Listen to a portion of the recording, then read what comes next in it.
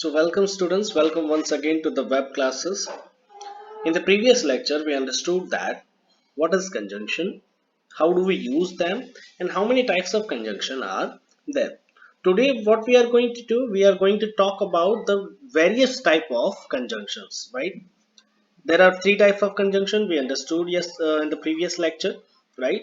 One that is coordinating conjunction, second one that is subordinating conjunction, and the third one that is correlative conjunction.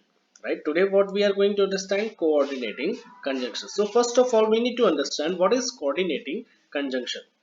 So a coordinating conjunction is a conjunction which gives equal emphasis to a pair of main clauses. What does that mean? That means that if there are two clauses, right? There is a pair of clause, right? There are two clauses. A pair means there are two clauses.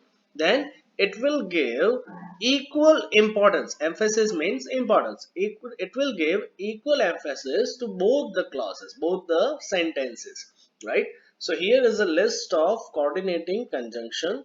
We can just call them just like fanboys, right? We can just remember them with the name fanboys, and those are F for for, and E for and, N for nor, B for but, O for or, Y for yet, and S for so, right? So I hope you guys are having a feasibility to understand this and remember fanboys as coordinating conjunction.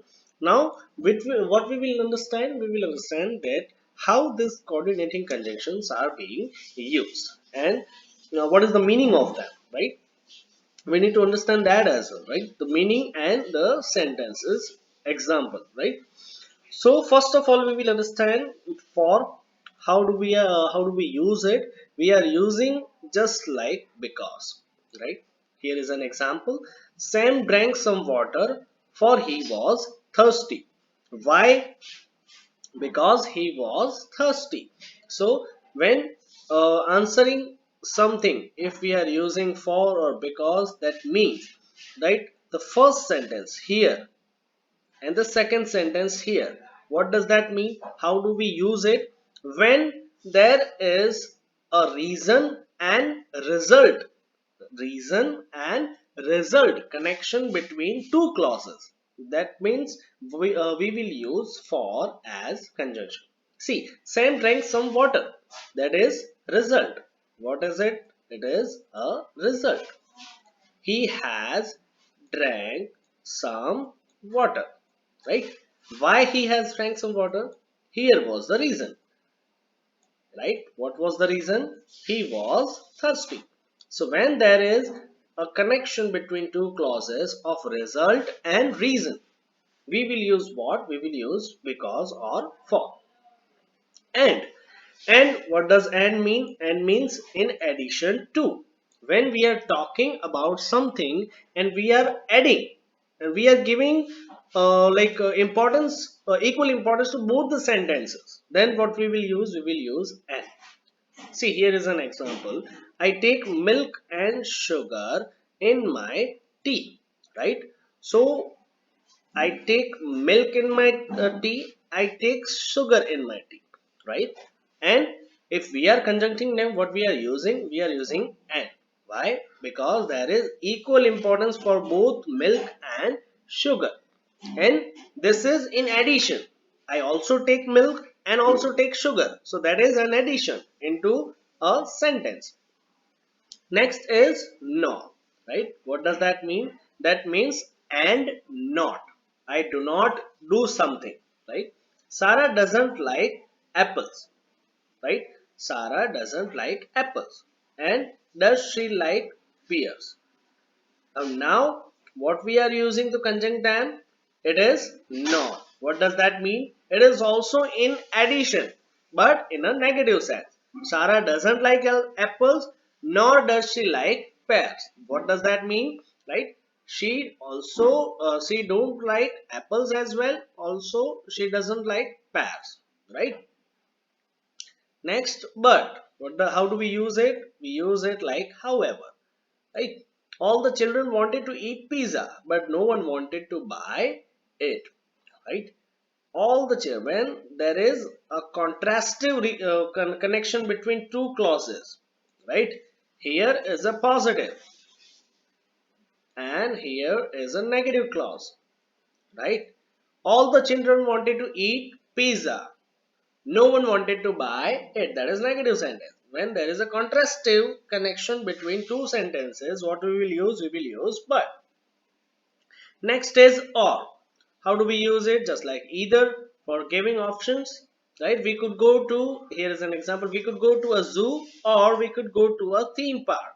So here what we are doing, we are giving option, right? First one is a zoo and the second one is a theme park. So when we are having two option or two more than two option, and if we are providing those option to someone, then what we will use? We will use or, right? We could go to a zoo or we could go to a theme park. Next is yet. How do we use it? Just like but.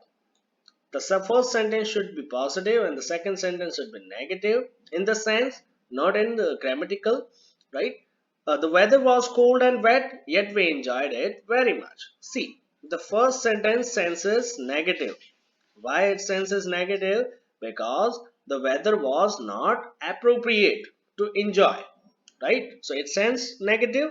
Still, what we did, we enjoyed it. So that is why what we are using yet, right? So next is so. How do we use it? Just like therefore, right? He is sick. What is this? This is a result, right? This is a result. Sick. So he is not going to the school. I'm sorry. This is a reason, right? This is a reason and this is a result. We have understood it previous as well. With which? With for, right? So when result is a former sentence and reason is a later sentence, then what do we use? It is for. But when reason is a former sentence and result is a later sentence, what do we use? We use so, right? We can also we can also change this sentence as he was thirsty. See, he was thirsty. We can just say the sentence first, the reason first, right? He was thirsty, and then what do we use as a conjunction? It is so. He was thirsty, so he drank some water. So I hope you understood, fanboys, these conjunctions, the coordinating conjunction, right? Here I have an exercise. I have an exercise for you.